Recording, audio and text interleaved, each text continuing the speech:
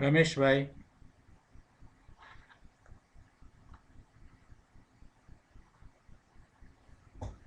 Hello.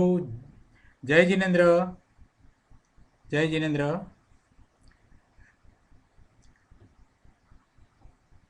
જય જિનેન્દ્ર પ્રભુ. જય જિનેન્દ્ર.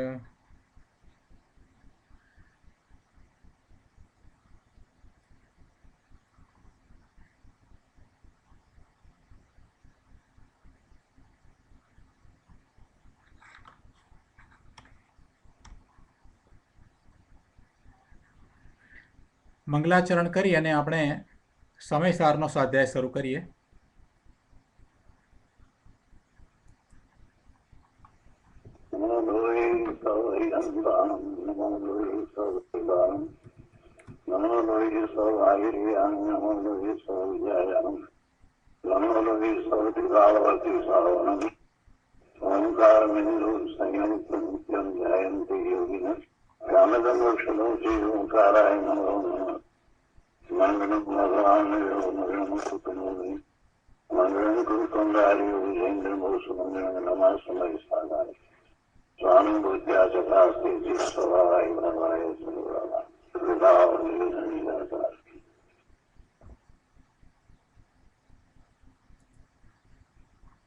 સમયસાર ભગવાન કુંદકુંદાચાર્ય રચિત સમયસાર તથા ભગવાન અમૃતચંદ્રાચાર્ય રચિત આત્મખ્યાતિ ટીકા એનો સ્વાધ્યાય આપણે કરી રહ્યા છીએ.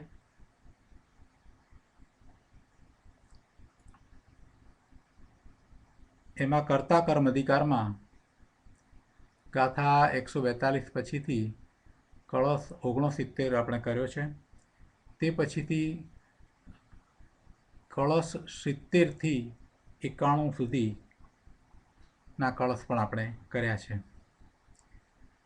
હવે 70 કળશથી શરૂ કરીને બાકીના બધા કળશ ઉપર પૂજ્ય ગુરુદેવ કાંજી સ્વામીએ પ્રવચનમાં જે કહ્યું છે એના આપણે અંશો લઈએ.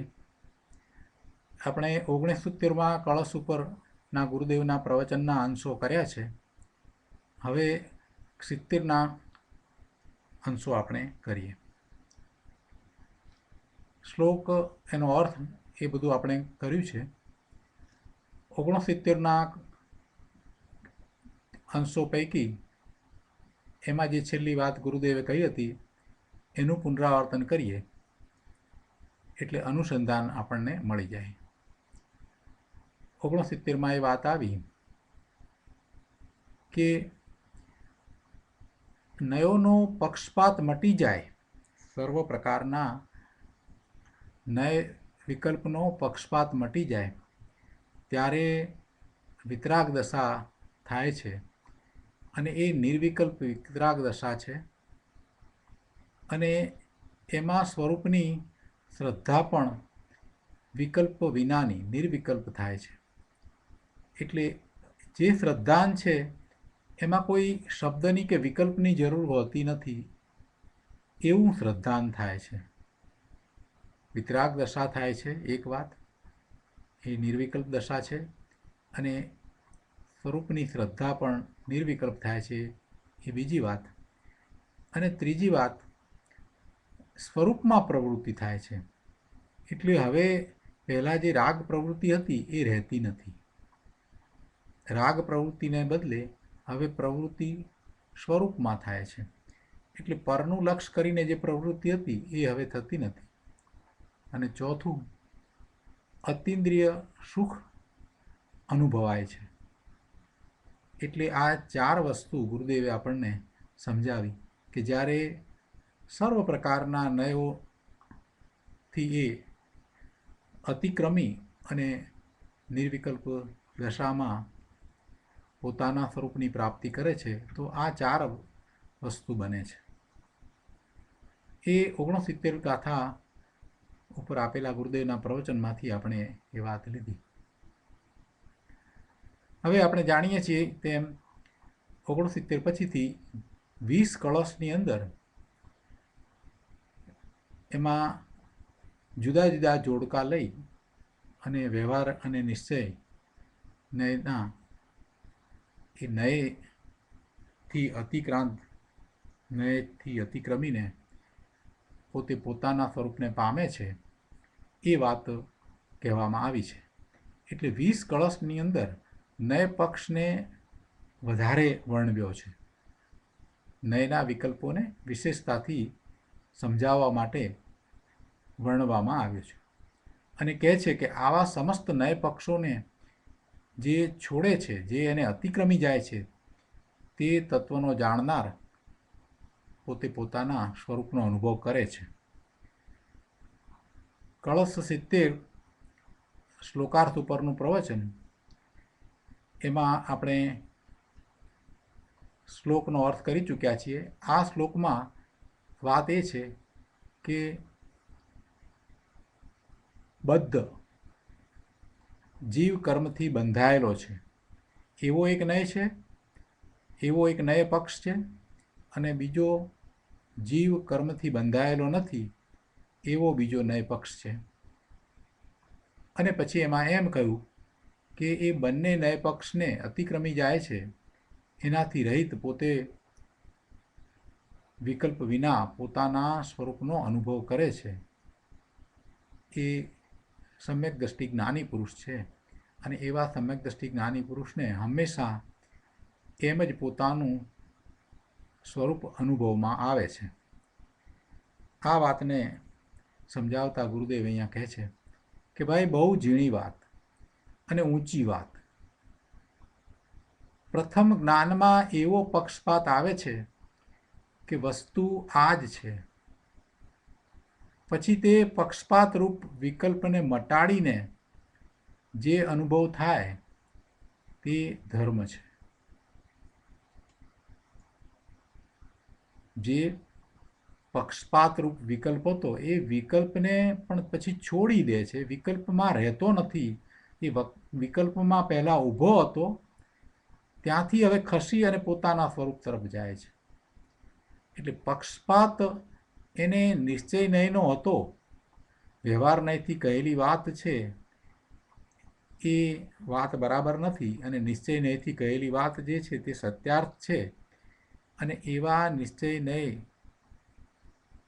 વાતને એ લઈને બેઠો છે ત્યારે એને એવો પક્ષપાત હતો, અને એ સાથે એ વિકલ્પ દશામાં હતો. એ વખતે એને શુભભાવ હતું એટલે એ અટક્યો હતો. એટલે ત્યાંથી તે હવે છૂટીને જ્યાં અટક્યો હતો ત્યાંથી એ ખસીને પોતાના સ્વરૂપનું લક્ષ્ય કરીને પોતાના જ્ઞાન દર્શનના ઉપયોગને ત્યાં લઈ જાય છે અને એમ કરતાં સ્વનો અનુભવ કરે છે. અને જે અનુભવ થાય છે તે સમ્યક દર્શન છે, તે ધર્મની શરૂઆત છે. એટલે ગુરુદેવ અહીંયા કહે છે કે આ આત્મધર્મની વાત છે, આ આત્મધર્મની વાત છે. આગળ કહે છે કે સ્તવનમાં આવે છે કે હોંશીલા હોંશ ન કીજે, મતલબ કે આ બાહ્ય વૈભવ અને શરીરની સુંદરતા દેખીને તેમાં હોંશ ન કર ભાઈ, અને રાગની વ્યવહારની બાહ્ય ક્રિયામાં પણ હોંશ ન કર.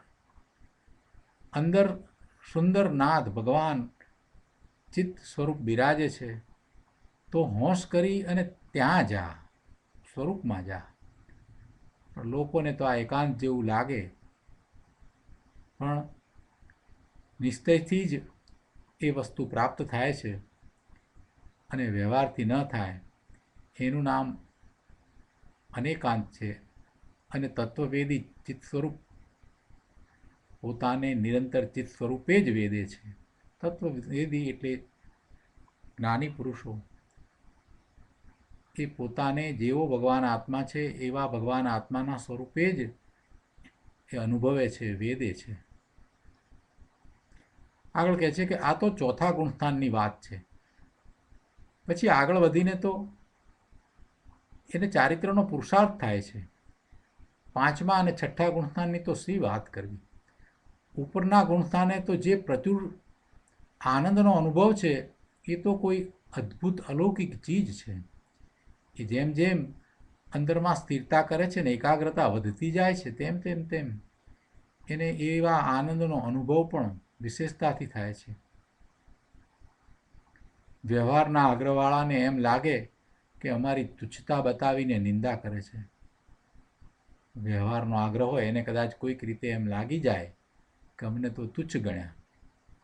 ગુરુદેવ કહે છે કે બાપુ, આ નિંદા નથી. ભગવાન તારી નિંદા ન હોય, તું ભગવાન છે ને, પણ પર્યાયમાં જે ભૂલ છે તેનું અહીં જ્ઞાન કરાવે છે. આ તો તારા પરમ હિતની વાત છે. તને એમાં દુઃખ લાગે, પણ હે મિત્ર, હે સજ્જન, ધર્મનું સ્વરૂપ જ આવું છે. તારું ચૈતન્ય સ્વરૂપ એકલા આનંદથી ભરેલું છે. ત્યાં તું જાને, તને અવશ્ય આનંદ થશે. પ્રભુ જાણનારને જાણ અને દેખનારને દેખ. ગુરુદેવ શું કહે છે કે અંદર જે જાણનાર પડ્યો છે એને તું જાણને, જે દેખનાર પડ્યો છે એનું લક્ષ કરીને એને દેખને. એ જાણવાને દેખવા જેવી ચીજ છે, એને અંતરમાં દેખ, એને જાણ. એમ નહીં કરતા તું બહારમાં શા માટે ભટકે છે? તારી ચીજને અંતરમાં દેખતા તે ચિત્ત સ્વરૂપ જ દેખાય છે. એ આનંદ સ્વરૂપ છે, જ્ઞાન સ્વરૂપ છે, અને એવા એ જ્ઞાન રૂપે અનુભવમાં આવે છે. બસ આ જ માર્ગ છે. લોકોને લાગે કે આ તો નિશ્ચયનો માર્ગ. હા ભાઈ, માર્ગ તો નિશ્ચયનો જ છે, અને નિશ્ચયનો છે એટલે સત્યનો માર્ગ છે. અહીંયા શ્લોકમાં 3 વાત કરી કે જીવ કર્મથી બંધાયેલો છે એવો એક નય છે, એ વ્યવહાર નયનો પક્ષ છે. બીજો એક નય છે કે જીવ કર્મથી બંધાયેલો નથી એવો બીજો નિશ્ચય નયનો પક્ષ છે. અને ત્રીજી વાત એ કરી કે જે તત્વવેદી પક્ષપાત રહિત છે તેને નિરંતર ચિત્ત સ્વરૂપ જીવ જેવો છે તેવો અનુભવાય છે. જેવો ભગવાન આત્મા છે એવો જ એમને અનુભવમાં આવે છે. કેમ કે એ વિકલ્પોથી છૂટીને પોતાના સ્વરૂપમાં જાય છે ત્યારે એમને એવો અનુભવ થાય છે. એટલે બેમાંનો એક પણ વિકલ્પ નહીં. વિકલ્પમાં અટકતા નથી, પરંતુ ભગવાન આત્મામાં જાય છે. કળશ 70ના ભાવાર્થ ઉપરના પ્રવચનમાંથી આપણે કેટલાક અંશો લઈએ.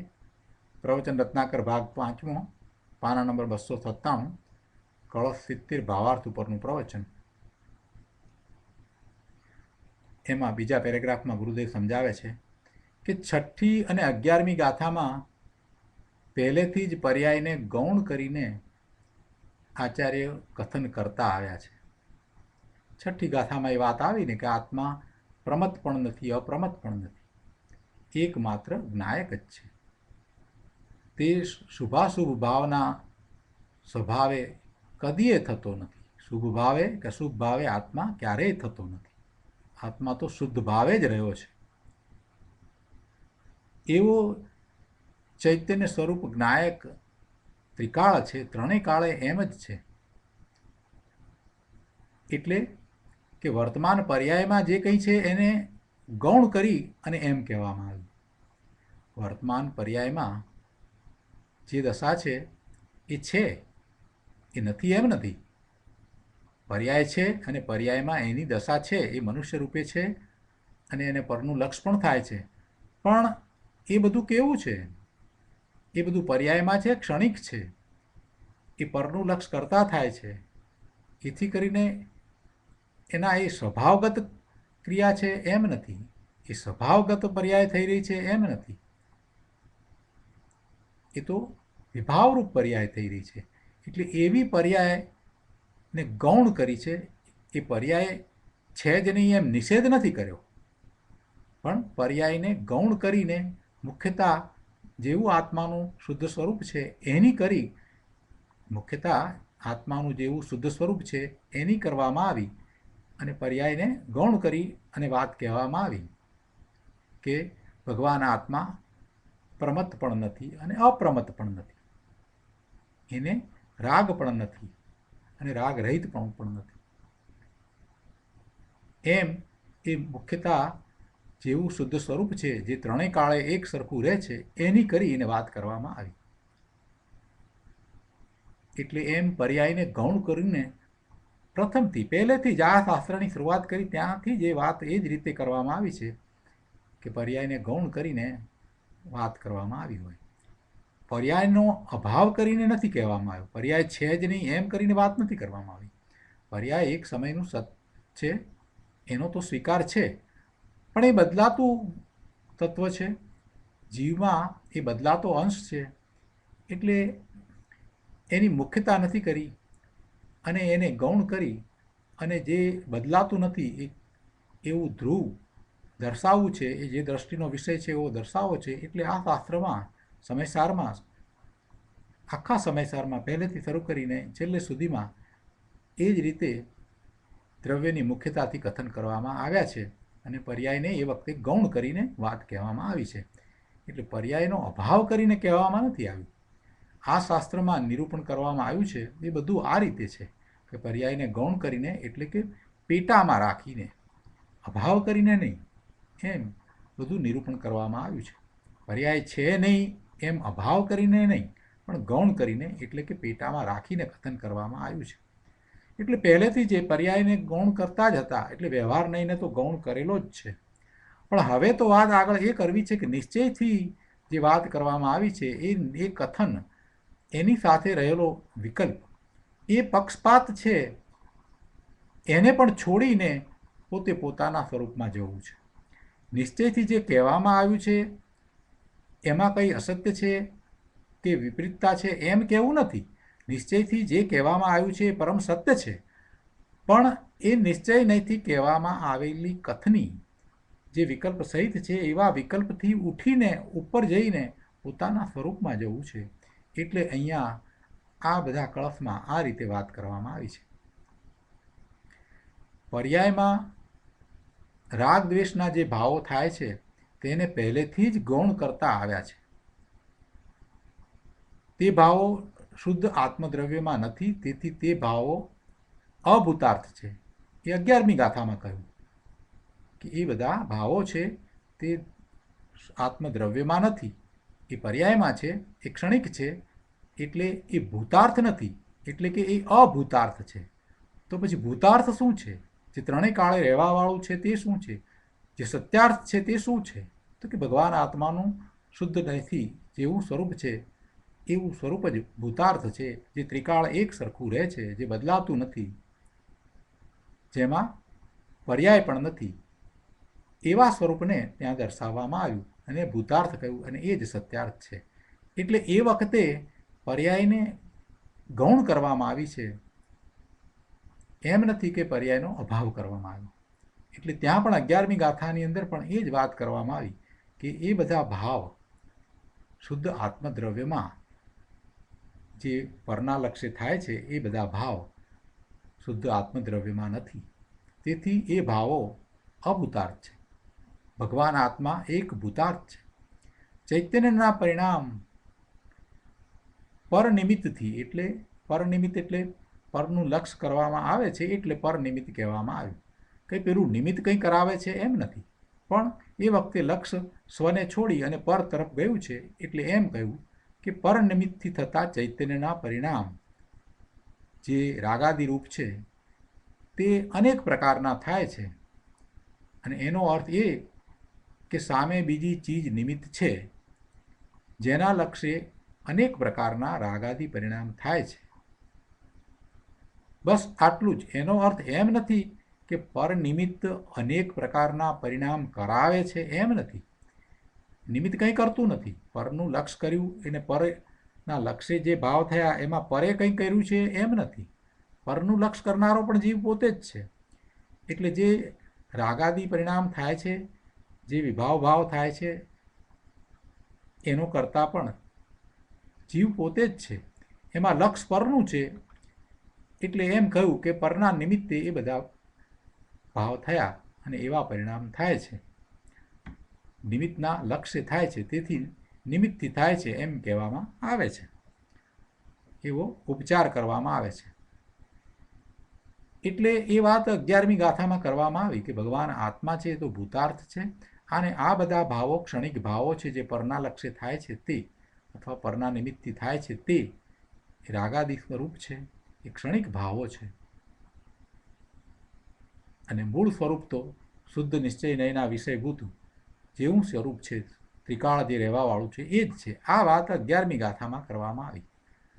પણ એમાંથી નિશ્ચય નયથી જેવું સ્વરૂપ છે એવો વિકલ્પ એ પકડવાનો નથી, પણ ભૂતાર્થ એવું જે સ્વરૂપ છે એવા સ્વરૂપમાં જવાનું છે એમ ત્યાં કહેવામાં આવ્યું છે. એ 6ઠ્ઠી ગાથામાં કે 11મી ગાથામાં જે વાત કરવામાં આવી છે એ પર્યાયને ગૌણ કરીને વાત કરવામાં આવી છે. શુદ્ધ નિશ્ચયની મુખ્યતાથી વાત કરવામાં આવી છે, પણ એ માત્ર કથનરૂપ નથી. એ દર્શાવી અને એવા શુદ્ધ સ્વરૂપમાં જવા માટેની વાત ત્યાં કરવામાં આવી છે.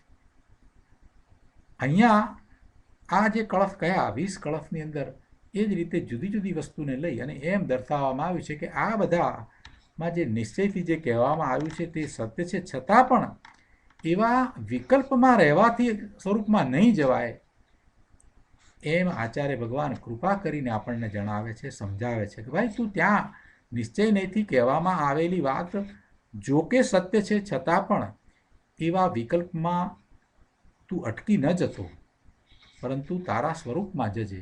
આટલી જ વાત કરવી છે. અને એમાં નિશ્ચય અને વ્યવહાર જુદી જુદી રીતે કઈ રીતે હોય એ આપણને અહીંયા આ 20 કળશ દ્વારા કહ્યું છે. ગુરુદેવ અહીંયા આગળ સમજાવે છે કે આ દેહ તો મૃતક કલેવર છે અત્યારે પણ, એટલે એ દરેક વખતે એ તો મૃતક કલેવર જ છે. ભગવાન આત્મા એ એનાથી જુદો છે. અત્યારે એ શરીર છે તો મળદું છે. તેમાં અમૃત સાગર પ્રભુ આત્મા મૂર્છાઈ ગયો છે.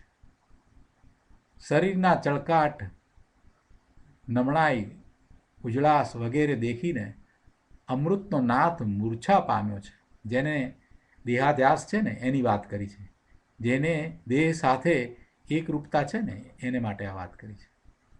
ગુરુદેવ કહે છે કે પણ દેહ તો એના કાળે છૂટવાનો જ છે. અહીં કહે છે કે દેહ પ્રત્યેનો રાગ તો શું, વ્રત આદિ સંબંધી થતા વિકલ્પનો રાગ પણ મૃતક છે, મળદું છે. એ ચેતન નથી, કેમ કે ચૈતન્યનો તેમાં અભાવ છે. વ્રત આદિનો રાગ એ વિકલ્પ એમાં પણ ચેતનનો અભાવ છે.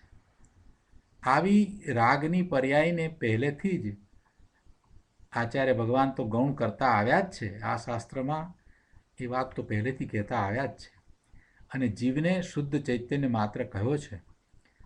અને હવે અહીંયા આ કળશમાં કહે છે કે એ વિકલ્પોને છોડીને અતિક્રમીને તું તારા સ્વરૂપમાં જા. અને એટલે મૂળ કળશની વાત અહીંયા લેતા કહ્યું છે કે એ રીતે જીવ પદાર્થને શુદ્ધ નિત્ય અભેદ ચૈતન્ય માત્ર સ્થાપીને હવે કહે છે કે આ શુદ્ધ નયનો પણ પક્ષપાત વિકલ્પ કરશે તે પણ તે શુદ્ધ સ્વરૂપના સ્વાદને નહીં પામે. એટલે એવા પક્ષપાતને છોડીને પ્રભુ તું તારા સ્વરૂપમાં જા, તારા સ્વરૂપનો અનુભવ કર. જ્ઞાની પુરુષોએ એમ જ પોતાના સ્વરૂપનો અનુભવ કર્યો છે. અશુદ્ધ નયની તો વાત જ નથી.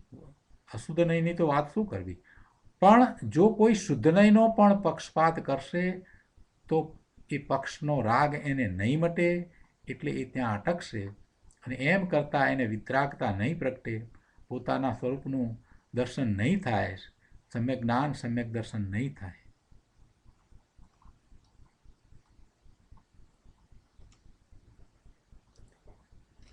પાના નંબર 298 પર બીજા પેરેગ્રાફમાં ગુરુદેવ સમજાવે છે કે આચાર્ય દેવ વ્યવહારને તો ગૌણ કરતા આવ્યા છે અને હવે કહે છે કે જે કોઈ શુદ્ધ નયનો પક્ષપાત કરશે તે પણ શુદ્ધ સ્વરૂપના સ્વાદને નહીં પામે. અશુદ્ધ નયની તો વાત જ નથી. હું રાગવાળો છું, પુણ્યવાળો છું, વ્યવહારનું પાલન કરનારો છું, એમ જેની દ્રષ્ટિ છે એની તો વાત જ છે. એ તો આત્માના અનુભવથી દૂર છે જ. અહીં તો એમ કહે છે કે જે શુદ્ધ નયનો પણ પક્ષપાત કરશે તેને આત્માનો અનુભવ નહીં પ્રગટ થાય, વિતરાગતા નહીં પ્રગટ થાય. આ સૂક્ષ્મ વાત છે. પહેલાં વ્યવહારને તો ગૌણ કરીને તેનો નિષેધ કરાવ્યો, હવે શુદ્ધ નયના પક્ષપાતને વિકલ્પને પણ છોડવાની વાત કરે છે. ભાઈ તું તારી દયા કર, તું જેવડો છે તેવડો તને માન, જેવો છે અને જેવડો છે તેવડો અને તેવો તું માન. તું ચેતન છો, ભગવાન આત્મા છો, તું અનંત ગુણોનો પિંડ છો. એનાથી જો તું તારી જાતને, તારા સ્વરૂપને ઓછો કે અધિક માનીશ તો તારી દયાને બદલે તારી હિંસા થશે. તું જેવડો છે તેવડો તારી જાતને નહીં માને, તેનાથી ઓછો કે અધિક માનીશ તો તારી દયાને બદલે તારી હિંસા થશે. તું શુદ્ધ સ્વભાવી છો, તારો સ્વભાવ જેવો છે તેવો તું નહીં માને અને બીજા પ્રકારે માનીશ તો એમાં તારી હિંસા થાય છે, તારા સ્વભાવ ભાવની હિંસા થાય છે. ગુરુદેવ કહે છે કે ભાઈ આ જુવાની ઝોલા ખાય છે, ક્યારે દેહ છૂટી જશે એનો શું ભરોસો. આ દેહ તારી ચીજ નથી, દેહમાં તું નથી અને તારામાં દેહ નથી. દેહ તને અડકતોય નથી અને દેહ સંબંધી મમતાના જે વિકલ્પ થાય છે તે તને અડતા નથી. ખરેખર તો વિકલ્પ રહિત નિર્વિકલ્પ તારું સ્વરૂપ છે. અહીં કહે છે કે હું નિર્વિકલ્પ છું, એવા શુદ્ધ નયનો પણ પક્ષપાત કરીશ તો તને પક્ષનો રાગ નહીં મટે, તેથી વિતરાગતા નહીં થાય. હું નિર્વિકલ્પ છું એવો પક્ષપાત પણ છોડ. તું ખરેખર નિર્વિકલ્પ જ છો, પણ એવો પક્ષપાત પણ છોડીને તારા સ્વરૂપ તરફ વળી જા. પક્ષપાતને છોડી ચિન્હ માત્ર સ્વરૂપ વિશે લીન થઈ જ સમય સારને શુદ્ધ સ્વરૂપને પમાય છે. માટે શુદ્ધ નયને પહેલાં જાણીને પછી તેનો પણ પક્ષપાત છોડીને શુદ્ધ સ્વરૂપનો અનુભવ કરી સ્વરૂપ વિશે પ્રવૃત્તિરૂપ ચારિત્ર પ્રાપ્ત કરી વિતરાગ દશા પ્રાપ્ત કરવી યોગ્ય છે. આગળ કળશ 71 માંથી કેટલાક અંશ આપણે લઈએ. પાના નંબર 299 ઉપર અહીંયા કહે છે, પહેલાં તો 71માં શું વાત હતી એ લઈએ. 71માં મૂંઢ એક નય પક્ષ એમ કહે છે કે જીવ મૂંઢ છે, મોહી છે, અને બીજો નય એમ કહે છે કે એ મૂંઢ મોહી નથી. એટલે બેમાંથી એક પણ નયનો પક્ષપાત કર્યા વિના પોતાના સ્વરૂપમાં જવાની વાત કરવી છે ને, તો એમાં જે વાત કરી છે એની સાથે ગુરુદેવે જે ઘણી મહત્વની વાત સમજાવી છે એના કેટલાક અંશ આપણે લઈએ છીએ. ગુરુદેવ અહીંયા કહે છે પાના નંબર 299 ઉપર બીજા પેરેગ્રાફમાં કે જીવમાં મોહ છે એ વ્યવહાર નયનો પક્ષ છે. એનો તો પહેલેથી જ નિષેધ કરવામાં આવ્યો છે કે મોહ છે એ કંઈ જીવનું સ્વરૂપ હોઈ શકે નહીં. ભગવાન આત્મામાં કોઈ એવો ગુણ નથી કે જેને કારણે એને મોહ હોય. એટલે એની વાત તો જીવમાં છે જ નહીં, એમાં એવો ગુણ પણ નથી જેને કારણે એ મોહિત થાય. સિદ્ધ ભગવાનને ક્યાં મોહ છે? એટલે જીવમાં મોહ છે એમ કહેવું એ તો વ્યવહાર નયનું કથન છે અને એનો તો પહેલેથી આપણે સમજીને નિષેધ કરતા આવ્યા છીએ. અહીં હવે શુદ્ધ પરમાત્મા દ્રવ્યમાં મોહ નથી એવા નિશ્ચય નયના પક્ષનો પણ નિષેધ કરવામાં આવે છે. જો નિશ્ચય નયથી જે કહેવામાં આવ્યું છે એ સત્યનો વિરોધ નથી કર્યો કે એનો નિષેધ નથી કર્યો, પણ એ પક્ષનો એટલે નિશ્ચય નયના પક્ષનો જે એક જ માત્ર પક્ષને લઈને બેઠો છે એને અહીંયા જણાવે છે કે એ પક્ષને પણ તું અતિક્રમી જાય એને છોડીને હવે આગળ વધ. એટલે એ પક્ષનો પણ અહીંયા નિષેધ કરવામાં આવ્યો છે કે તું પક્ષમાં રોકા નહીં. એ વિકલ્પ છે, એ વિકલ્પનો નિષેધ કર્યો એટલે કે વિકલ્પને છોડ્યો. વિકલ્પને છોડવો છે એટલે કંઈ પરમ સત્ય છે એનો અસ્વીકાર એમ અર્થ નથી થતો.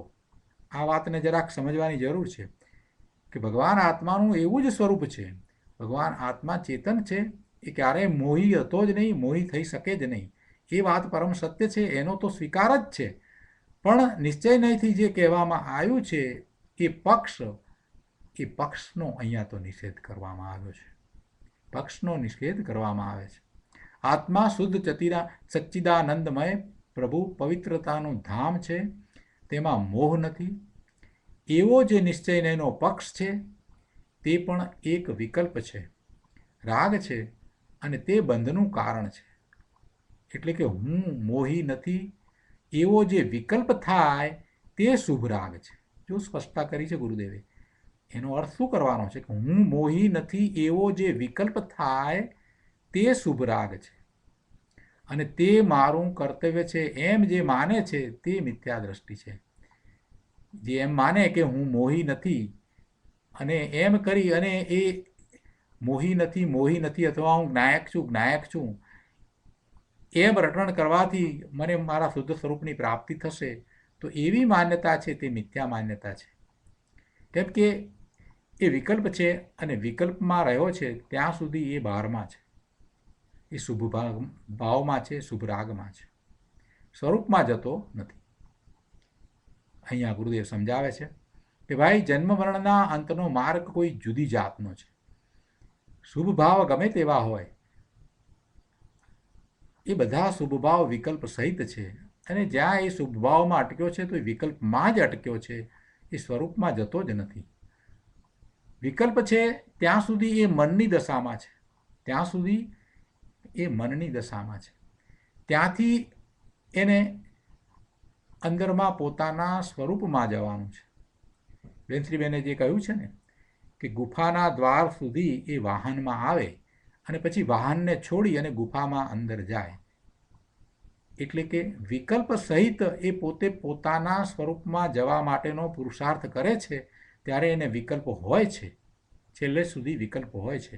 પણ પછી વિકલ્પ બહાર રહી જાય છે અને પોતે અંદરમાં ચાલ્યો જાય છે. એટલે કોઈ પણ પ્રકારના શુભ ભાવ છે તે પણ વિકલ્પ સહિત છે.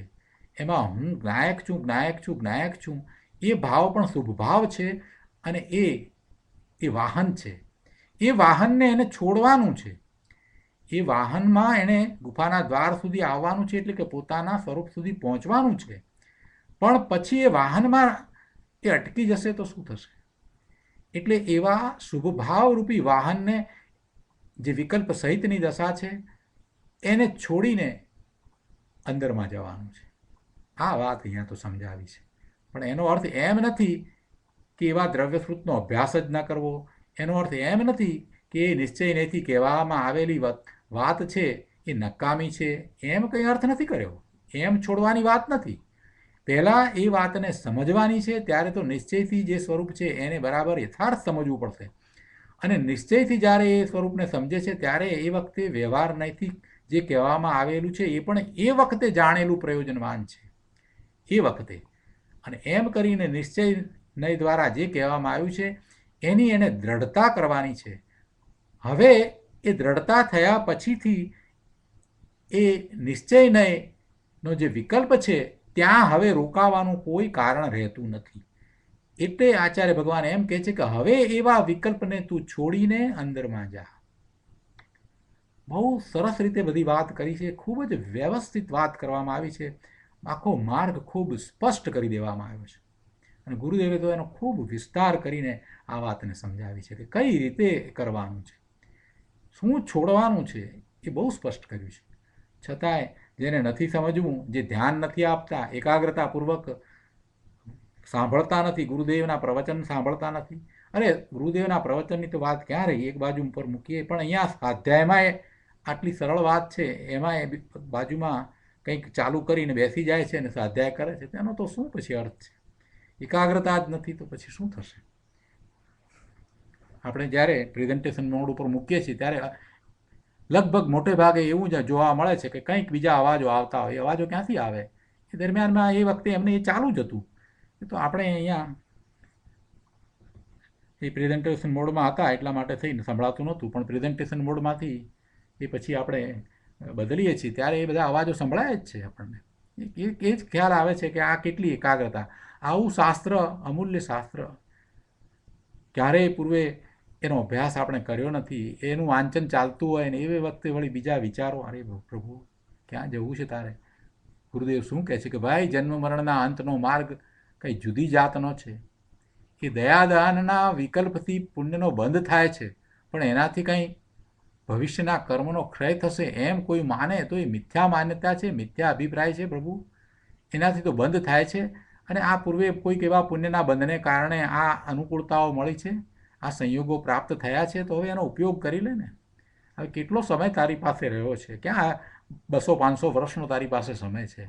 જે 5-25 વર્ષ બાકી રહ્યા છે એને તું તારા સ્વરૂપની પ્રાપ્તિ માટે નહીં રાખે, એમાં એનો ઉપયોગ નહીં કરે, તો પછી શું થશે? આવી અમૂલ્ય તક ફરી ફરીને આવતી નથી. ગુરુદેવ એવી વાત તો આપણને વારંવાર સમજાવે છે કે ભાઈ, ભવિષ્યમાં કર્મનો ક્ષય કંઈ આ બધું તું શુભભાવ દ્વારા માનતો હોય તો એ માન્યતા તારી મિથ્યા છે. એને લીધે થઈ અને એમ તને ધર્મની પ્રાપ્તિ નહીં થાય. આત્મા મોહ રહિત ચૈતન્ય મૂર્તિ ભગવાન છે એવા નિશ્ચય નહીંના પક્ષમાં જે ઊભો છે એને પણ અહીંયા તો આગળ વધવાનું કહે છે કે ભાઈ, હવે તારું એ ત્યાં નિશ્ચય નહીંથી જે જાણવાનું હતું એ જાણવારૂપ પ્રયોજન પૂરું થયું, તે દ્રઢતા કરી લીધી છે. એટલે હવે તું એવા સ્વરૂપમાં જા. જેવો નિર્ણય તારે કરવાનો હતો એવો નિર્ણય થયો છે, તો હવે એવા સ્વરૂપમાં જા. તું વિકલ્પમાં ઊભો નહીં રહી જા. એ વિકલ્પ, એ શુભભાવ છે, એ બંધનું કારણ છે, એ મુક્તિનું કારણ નથી. કેટલું બધું સ્પષ્ટ કર્યું છે ગુરુદેવ. અહીંયા કહે છે કે જો કોઈ મહાવ્રત આદિ અંગીકાર કરે અને તેની બાહ્ય ક્રિયાના વિકલ્પ રાગ મારા છે અને એનાથી મારું કલ્યાણ થશે એમ માને તો એ મિથ્યા દ્રષ્ટિ છે. આ સ્થૂળ વાત થઈ. અને અહીંયા સૂક્ષ્મ રાગની વાત કરે છે કે સૂક્ષ્મ રાગને પણ છોડ. નિશ્ચયનો જે રાગ છે એ સૂક્ષ્મ રાગ છે, એને પણ છોડ. અહીં સૂક્ષ્મ રાગ છે તે છોડવાની વાત કરે છે. હું એક અભેદ આત્મા છું, મોહ રહિત છું, એવો જે વિકલ્પ થાય તે રાગ છે, તે નયપક્ષ છે અને તે બંધનું કારણ છે. એ શુભભાવ છે એટલે બંધનું કારણ છે. જન્મ મરણની સંતતિને વધારનાર છે. એને લીધે થઈને તો ભવના ભ્રમણ કરવા પડશે. એટલે એવા નયપક્ષને, એવા વિકલ્પને, એવા રાગને તું છોડ. એટલે બધા જ નયપક્ષને છોડીને જેવું ચૈતન્ય સ્વરૂપ છે એવા સ્વરૂપમાં તું જા, એનો અનુભવ કર. જે તત્વવેદી એટલે શુદ્ધ ચૈતન્ય સ્વરૂપ ભગવાન આત્માને અનુભવનારા છે, એમણે એ બંને નયોના પક્ષને છોડ્યા છે.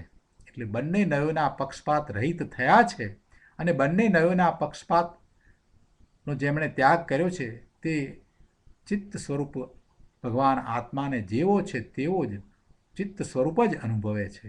અને એનું નામ સમ્યક દર્શન અને ધર્મ છે. બાકી તો આ મંદિરો બનાવે, ઉત્સવો ઉજવે, વરઘોડા કાઢે, બધા કરે, પણ એ કંઈ ધર્મ નથી. હવે કળશ 72 લઈએ. કળશ 72ની અંદર જે 2 નય લીધા છે એમાં એક નય એવો છે કે રક્ત, જીવ રક્ત છે એટલે કે રાગી છે એવો એક નય પક્ષ છે, અને બીજો નય પક્ષ છે એમાં એ રક્ત નથી, જીવ રાગી નથી એવો બીજો નય પક્ષ છે. એ બંને નય પક્ષને તત્વવેદી છે તે છોડે છે અને હંમેશા નિરંતર પોતાના ચિત્ત સ્વરૂપને અનુભવે છે. ગુરુદેવ અહીંયા સમજાવે છે પાના નંબર 300 ઉપર 5મા પેરેગ્રાફમાં કે હું અરાગી છું એવો જે વિકલ્પ, તેનાથી રહિત થઈને તત્વવેદી પોતાના શુદ્ધ ચૈતન્ય સ્વરૂપને વેદે છે. હું અરાગી છું એવો જે વિકલ્પ, જો રાગી છું એ તો વાત જ રહેતી નથી, હું રાગી છું એ તો વાત જ નહીં, પણ હું અરાગી છું એવો જે વિકલ્પ, એનાથી પણ રહિત થઈને તત્વવેદી પોતાના શુદ્ધ ચૈતન્ય સ્વરૂપને વેદે છે. ગુરુદેવ તો એમ કહે છે કે હું અરાગી છું એવો જે વિકલ્પ છે એ તો દુઃખરૂપ છે. કેમ કે વિકલ્પ છે ને, વિકલ્પ છે એટલે આત્મપ્રદેશોનું કંપન થાય છે, એટલે દુઃખરૂપ છે. એવા વિકલ્પથી હટી જે ત્રિકાળ સચ્ચિદાનંદ સ્વરૂપ ભગવાન આત્માને વેદે છે, અનુભવે છે, તે સમકીતી ધર્મી છે. અહીંયા એક સરસ વાત મૂકી છે, આપણે એ પણ લઈએ કે સમ્યક જ્ઞાન દીપિકામાં બહુ સરસ વાત કરી છે. વિશ્વમાં 6 દ્રવ્ય છે. તેનાથી ભિન્ન ભગવાન આત્મા સપ્તમ દ્રવ્ય છે. સમ્યક જ્ઞાન દીપિકાની અંદર આ વાત એવી રીતે કરવામાં આવી છે. 6 પ્રકારના દ્રવ્યો ભગવાને જોયા અને એ 6 પ્રકારના બધા જ દ્રવ્યોથી જુદો પોતે ભગવાન આત્મા છે એ 7મો. એમ કરીને બધાથી જુદો પડે છે. એમ કે જગતમાં 6 દ્રવ્યો છે, એનાથી ભિન્ન હું સપ્તમ દ્રવ્ય છું. આવા વિકલ્પના પક્ષને છોડીને પોતાના નિર્મળ આનંદ સ્વરૂપનો અનુભવ કરવો, એનું નામ સમ્યક દર્શન છે. આ તો પોતે ભિન્ન કઈ રીતે થવું એની એક રીત બતાવી કે આ 6 દ્રવ્યો છે એનાથી પણ જુદો હું 7મો એવું હું સપ્તમ દ્રવ્ય છું. એ દ્રઢતા કરવી છે ત્યારે એવો વિકલ્પ છે અને એ દ્રઢતા થઈ જાય છે પછી એવો વિકલ્પનો કોઈ અર્થ નથી. એટલે કહે છે કે એવા વિકલ્પને પણ છોડીને, એવા વિકલ્પના પક્ષને છોડીને પોતાના નિર્મળ આનંદ સ્વરૂપનો અનુભવ કરવો. હું ભિન્ન છું એટલે એવા વિકલ્પમાં રહેવાથી ભિન્ન થવાતું નથી. હું આ 6 જ પ્રકારના દ્રવ્યોથી ભિન્ન સપ્તમ દ્રવ્ય છું એવા વિકલ્પ માત્રથી પોતે એનાથી ભેદ જ્ઞાન કરીને ભિન્ન થઈ શકતો નથી. એ તો વિકલ્પ રૂપે જ છે. એ દ્રઢતા કરવાની છે, એ માન્યતામાં લેવાનું છે અને પછી પુરુષાર્થ કેવો કરવાનો છે? એનાથી ભિન્ન પડવાનો પુરુષાર્થ કરવાનો છે. જગતના બધા જ પદાર્થોથી પોતે જુદો ભિન્ન છે એવી ભિન્નતાનો અનુભવ કરવાનો છે. એવા ભેદ જ્ઞાનનો અનુભવ ક્યારે થાય છે કે નિર્વિકલ્પ ધ્યાનમાં એને એવો અનુભવ થાય છે અને એ સાચો અનુભવ છે. ત્યારે ખરેખર સાચા અર્થમાં એને ભેદ જ્ઞાન વર્તે છે, જુદો પડે છે. આપણે અગાઉ સમયસર ગાથા 49ની ટીકામાં પણ અવ્યક્તના 6 બોલ કર્યા છે. સમ્યક જ્ઞાન દીપિકામાં તેના પ્રથમ બોલનો આમ અર્થ કર્યો છે. 6 દ્રવ્ય સ્વરૂપ લોક જ્ઞેય છે. 6 દ્રવ્ય સ્વરૂપ આ લોક, આખો લોક જેમાં 6 દ્રવ્યો રહ્યા છે એવો આ લોક, એ આખો લોક જ્ઞેય છે અને તે વ્યક્ત છે. અને એ આખા લોકથી, એ 6 દ્રવ્યોથી બધાથી ભિન્ન પોતે ભગવાન આત્મા સપ્તમ દ્રવ્ય છે. તે અવ્યક્ત છે, પોતે અવ્યક્ત છે. એટલે કે આ એક બાજુ આ બધું છે અને એનાથી જુદો પોતે ભગવાન આત્મા છે. ઘણી વખત આને સમજાવવા માટે ગુરુદેવ એમ કહે છે કે એક તરફ ગામ અને બીજી તરફ રામ, અથવા તો એમ કહે કે એક તરફ રાજા અને બીજી તરફ આખું ગામ. એક તરફ પોતે અવ્યક્ત ભગવાન આત્મા અને બીજી તરફ આ 6 દ્રવ્ય સ્વરૂપ આખો લોક જે એને માટે જ્ઞેય છે. બહુ સરસ વાત મૂકી છે. વ્યવહાર કરતા કરતા નિશ્ચય થશે એવી ઊંધી માન્યતામાં જે હજી રાચી રહ્યા છે એ તો આ નિર્વિકલ્પ ધ્યાનની અંદર પોતાના સ્વરૂપની પ્રાપ્તિના પુરુષાર્થથી જોજન દૂર રહી ગયા છે. એ તો હજી મિથ્યા માન્યતામાં જ રહ્યા છે. જીવ અરાગી છે એ વાત તો સાચી છે, સત્યાર્થ છે, પણ એવો અંદર વિકલ્પ ઉઠવો એ પણ રાગ છે. ને ધર્મી જીવ આવા બંને પક્ષપાતથી રહિત છે. તેને ચિત્ત સ્વરૂપ જીવ નિરંતર સ્વરૂપ જ અનુભવાય છે. આગળ કળશ 73ની વાત લઈએ. 73માં 2 નય કયા કે જીવ દ્વેષી છે, દુષ્ટ. એટલે જીવ દ્વેષી છે એવો એક નય પક્ષ છે અને અજ્ઞાની કહે છે કે જીવ દ્વેષવાળો છે. પર્યાયમાં જીવ દ્વેષી છે ને, પર્યાયમાં જીવ દ્વેષી થાય છે ને, એવો થતો દેખાય છે ને, એટલે એ વ્યવહાર નયનો પક્ષ છે. એટલે એવા બંને પક્ષથી જે રહિત થયો છે એવો જ્ઞાની પોતે પોતાના સ્વરૂપને અનુભવે છે. જે સંકિતી છે તેને હું દ્વેષી છું કે દ્વેષી નથી, સંકિતી છે તેને હું દ્વેષી છું કે દ્વેષી નથી એવા નય પક્ષના વિકલ્પ છૂટી જાય છે. એ તો નિરંતર પોતાના શુદ્ધ ચિત્ત સ્વરૂપ દ્રવ્યને ચિત્ત સ્વરૂપ જ અનુભવે છે, જ્ઞાન સ્વરૂપ જ અનુભવે છે. જેવું જ્ઞાન સ્વરૂપ આત્માનું છે તેવા સ્વરૂપને જ તે અનુભવે છે. આ જ અનાદિનો માર્ગ છે અને અનંત તીર્થંકરો થયા એમણે આ જ વાત કહી છે. વર્તમાનમાં ધર્મપિતા શ્રી સિમંદર ભગવાન મહાવિદ્ય ક્ષેત્રમાં બિરાજે છે. ગણધરો અને ઇન્દ્રોની સભામાં ઓમકાર ધ્વનિ દ્વારા તેઓ આ જ વાત કહે છે. ભગવાન કુંકુંદાચાર્ય મહાવિદેયમાં ગયા હતા, ત્યાંથી જે વાત તે લાવ્યા તે આ વાત છે, આ પરમ સત્ય વાત છે. કળશ 74માં અહીંયા કહે છે, એક નય પક્ષ એવો છે કે જીવ કરતા છે. જીવ કરતા છે એવો એક નય પક્ષ છે. જીવ રાગનો વ્યવહારનો કરતા છે એવો વ્યવહાર નયનો પક્ષ છે. શુભરાગનો જે વિકલ્પ ઉઠે છે તેનો હું કરતા છું એમ વ્યવહાર નયવાળાના પક્ષવાળો કહે છે. અને બીજો નય એવો છે કે જીવ કરતા નથી એવો બીજા નયનો પક્ષ છે. નિશ્ચય નયના પક્ષમાં ઊભો છે તે કહે છે કે જીવ કરતા નથી, જીવ રાગનો કરતા નથી.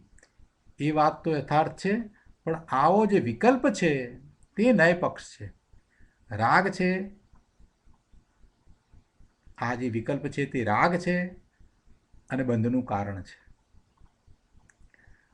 હું રાગનો કરતા નથી, હું પરભાવનો કરતા નથી, હું પર પદાર્થોની પર્યાયને બદલનારો કરતા નથી. એ વાત તો પરમ સત્ય જ છે, પણ જેને એવો વિકલ્પ રહ્યો છે કે હું અથવા તો જીવ રાગનો કરતા નથી એવા વિકલ્પમાં એ અટવાઈ રહ્યો છે, ત્યાં સુધી એને સ્વરૂપનો અનુભવ થતો નથી. ભગવાન આત્મા પરદ્રવ્યનો તો કરતા છે જ નહીં, આ તો પરમ સત્ય વાત છે. પણ દયાદાનના જે વિકલ્પો થાય, શુભ ભાવ છે, તેનો પણ જીવ કરતા છે એમ માને છે. એ વ્યવહાર નયનું કથન છે, એને વ્યવહાર નયનો પક્ષ છે. અને અજ્ઞાન ભાવ છે. ત્યારે વળી બીજો એમ પક્ષ છે કે આત્મા જ્ઞાન સ્વરૂપ સ્વભાવ ભાવરૂપ વસ્તુ છે, તે રાગનો કરતા નથી. તો એ પણ નિશ્ચય નયનું કથન છે, છતાં પણ એ વિકલ્પ છે અને એટલા માટે એને રાગ છે એમ કહ્યું, અને એ બંધનું કારણ છે. જીવ અકર્તા છે એ તો સત્ય છે, પણ એવો વિકલ્પ છે એ શુભ ભાવ છે, એ રાગ છે. જ્યાં સુધી એ દ્રવ્યશ્રુતનો અભ્યાસ કરે છે ત્યાં સુધી એને દ્રઢતા કરવા માટે આખો કર્તા કર્મ અધિકાર બરાબર સમજવાનો છે, અને એમાંથી જ એને અકર્તા ભાવને બરાબર સમજવાનો છે, એને એવી જ એને દ્રઢતા કરવાની છે. પણ એ બધી દ્રઢતા કર્યા પછીથી માત્ર એને ગોખ્યા કરશે તો કામ નહીં થાય. એમાં ને એમાં એ પંડિતાઈ કર્યા કરશે અકર્તા ભાવની, તો એમાં કંઈ વળવાનું નથી. એને સાચા અર્થમાં અકર્તા ભાવને આત્મસાત કરવાનો છે કે ખરેખર એ અકર્તા છે, એટલે કે વિકલ્પોનો પણ કરતા નથી. એમ કરીને વિકલ્પોને એણે છોડવાના છે. કોઈ પણ વિકલ્પ આવે છે કે હું અકર્તા છું એવો વિકલ્પ, એનો પણ એ કરતા નથી. બહુ સમજવા જેવું છે પ્રભુ આમાં. અકર્તા વિશે આપણે ઘણીવાર વાત કરી છે કે ભગવાન આત્મા એક તણખલાના 2 ટુકડા પણ કરી શકતો નથી, એ કંઈ કરતો નથી. એ માત્ર જ્ઞાતા જ છે, જ્ઞાન કરવાવાળો છે, એ કરતા છે જ નહીં. પરનો તો કરતા કોઈ રીતે નથી, પણ પોતાના વિભાવ ભાવનો પણ એ કરતા નિશ્ચય નયથી નથી. કેમ કે આત્મામાં એવા કોઈ ગુણ નથી જેને લીધે થઈને એને વિભાવ ભાવ થાય. આ વાત આપણે ઘણીવાર કરી છે, અને કર્તા કર્મ અધિકારની અંદર આપણે મુખ્યતા એ જ રહી છે કે આત્માના અકર્તા ભાવને આપણે સમજીએ. આત્માનો અકર્તા ભાવ તો બરાબર સમજવાનો છે. અકર્તા ભાવને સમજ્યા વિના એ ભેદ જ્ઞાન પણ નહીં કરી શકે અને સ્વરૂપમાં પણ નહીં જઈ શકે. સહાનુભૂતિના પુરુષાર્થની અંદર આપણે ભેદ જ્ઞાનની વાત કરી હતી અને અકર્તા ભાવની વાત કરી હતી, અને આત્માનું કેવું સ્વરૂપ છે એની વાત કરી હતી. ને એ પછીથી કેમ સહાનુભૂતિનો પુરુષાર્થ આગળ કરવો, એ આખો ક્રમ હતો. એટલે અકર્તા ભાવ તો બહુ મોટી વસ્તુ છે. અકર્તા ભાવને તો બરાબર જેમ છે તેમ સમજવાનો છે. અને હજી પણ આ શાસ્ત્રમાંથી આ અકર્તા કર્મ અધિકાર પૂરો થયા પછી પણ ઘણી જગ્યાએ એ વાત આવવાની જ છે. એટલે દ્રવ્યશ્રુતનો અભ્યાસ કરી અને દ્રઢતા એ કરવાની છે. પણ અહીંયા તો આચાર્ય ભગવાનનું કહેવું એમ છે કે એ દ્રઢતા લાવ્યા પછીથી એ ભાવે પરિણમવાનું છે. અકર્તા ભાવ ની દ્રઢતા થઈ ગઈ છે તો પછી એવા ભાવે પરિણમવું કે અકર્તા ભાવે પરિણમવું, કોઈ વિકલ્પના કરતા ન થવું, એક વિકલ્પ માત્રના પણ કરતા ન થવું, એક વિકલ્પ માત્ર પણ મારો હોય નહીં, એવા ભાવે પરિણમીએ ત્યારે સાચા અર્થમાં અકર્તા ભાવને આપણે આત્મસાત કર્યો કહેવાય. અને એમ થશે તો જ પોતે પોતાના સ્વરૂપમાં જઈ શકશે. બહુ સરસ વાત મૂકી છે પ્રભુ. આમાં નિશ્ચય આભાસી ક્યાંથી થવાય? કેટલાક લોકો મૂર્ખાઈભરી વાત કરે છે કે સમયસાર વાંચીને નિશ્ચય આભાસી થઈ જાય. નિશ્ચય આભાસી સમયસાર વાંચીને નથી થતા, પણ સમયસારને સમજતા નથી, થોડું અડધું પડધું એમાંથી કંઈક વાતને ઉપાડે છે અને એનો અભ્યાસ નથી કરતા, માટે નિશ્ચય આભાસી થાય છે. કોઈક સમયસારની કોઈક વાત કરતું હોય, એમાંથી એ વખતે એટલી વાત સાંભળીને પછી તો ક્યાંય પોતે ગુમ થઈ ગયા અને કેટલાય દિવસો સુધી સમયસારના સ્વાધ્યાયમાં આવ્યા ન હોય અને પછી એ કોઈ પણ પ્રકારે વાત કરે, એ નિશ્ચય આભાસી થાય છે. પણ જે નિયમિત સમયસારનો સ્વાધ્યાય કરી રહ્યા છે એને તો નિશ્ચય આભાસી થવાનો કોઈ ડર રાખવાની જરૂર જ નથી. નિશ્ચય આભાસી થવાય જ નહીં. ડગલે ને પગલે આચાર્ય ભગવાને એ વાત કરી જ છે. અહીંયા પણ જો આ જ વાત કરી છે કે ભાઈ તું નિશ્ચય આભાસી ક્યાંથી થવાનો છે? તું કોઈ પણ પ્રકારે તું નિશ્ચયની વાતને પકડીને બેસીશ તો નિશ્ચય આભાસી થવાનો પ્રશ્ન ઉપસ્થિત થશે ને. અહીંયા તો કહે છે કે તું એવા વિકલ્પને પણ છોડ. આટલી બધી વખત તો કહ્યું કે કોઈ પણ વિકલ્પ છે, નિશ્ચયનો વિકલ્પ છે, એને પણ છોડ, તો પછી નિશ્ચય આભાસી ક્યાંથી થશે? નિશ્ચય આભાસી તો એ થાય છે કે જે એકાગ્રતાપૂર્વક સમયસારનો અભ્યાસ નથી કરતા, જે નિયમિત સમયસારનો અભ્યાસ કરે છે, જેને અંદરમાં લાગી ગઈ છે કે સમયસારનો અભ્યાસ આ જીવનમાં સર્વોત્કૃષ્ટ કાર્ય છે, એના સિવાય બીજું કંઈ કરવા જેવું નથી, એને તો કોઈ ડર જ નથી અને એ તો જરૂરથી પોતાના સ્વરૂપને પામવાના જ છે, એને કોઈ નિશ્ચય આભાસી પણ થવાનું જ નથી. જેમ છે તેમ જો સમયસારને સમજવામાં આવે અને સમ્યક દર્શન ન થાય એમ બને જ નહીં. ગુરુદેવે કહ્યું છે ને કે આ તો અશરીરી થવાનું શાસ્ત્ર છે, સિદ્ધ થવાનું શાસ્ત્ર છે. પ્રભુ મુનિઓ પણ સિદ્ધ થવા માટે આ જ શાસ્ત્રનો આધાર લઈ અને પુરુષાર્થ કરે છે. એમાં જે વાત આવી છે એ જ વાતને જે સમ્યક દ્રષ્ટિ નથી થયો એણે એનો આધાર લઈ અને સમ્યક દર્શન પ્રગટ કરવાનું છે. જે સમ્યક દ્રષ્ટિ થયો છે એણે એમાં ચારિત્રનો પુરુષાર્થ કરવાનો છે. એટલે મૂળ વાત તો આ જ છે. તો અહીંયા આગળ કહે છે પાના નંબર 302 ઉપર ગુરુદેવ કે ભાઈ બહારની વાતમાં કાંઈ સાર નથી. લોકો ભલે બહારની ક્રિયાથી વ્યવહારના વિકલ્પોથી રાજી થાય, પરંતુ એથી ભવનો અંત નહીં આવે. સંકિતિમાં જ ભવનો અંત કરવાની તાકાત પ્રગટે છે.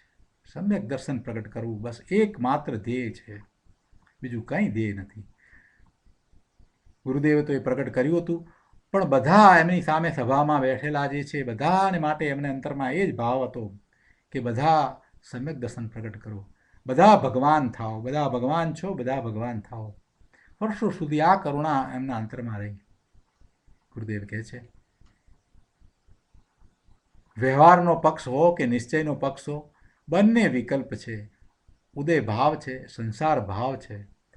આત્મા એનાથી ભિન્ન ચીજ છે. તત્વવેદી જ્ઞાની, સમ્યક દ્રષ્ટિ ધર્મી જીવ પક્ષપાત રહિત થઈને, વિકલ્પોના પક્ષપાતથી રહિત થઈને નિરંતર હંમેશા પોતાના ચૈતન્ય સ્વરૂપને ચૈતન્ય રૂપે જ અનુભવે છે. અને આવો જ આ માર્ગ છે. આ અધિકારમાં આ સરસ મજાની વાત આવી છે. આત્માને સ્પર્શે એવી વાત છે. તો આજનો સ્વાધ્યાય આપણે અહીંયા સુધી રાખીએ છીએ. આગળના કળશ ઉપરના ગુરુદેવના પ્રવચનના અંશો આપણે હવે પછીના સ્વાધ્યાયમાં કરીશું.